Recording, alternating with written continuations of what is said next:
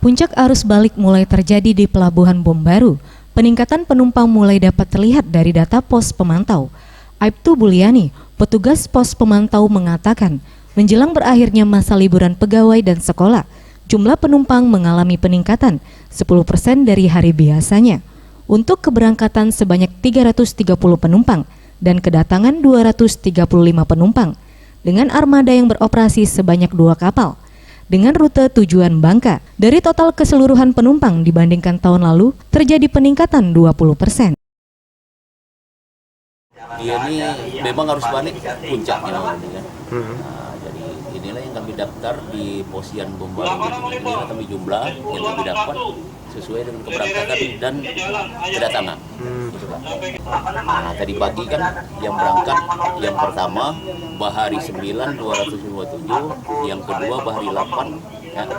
Yang 8 dulu yang berangkat 309.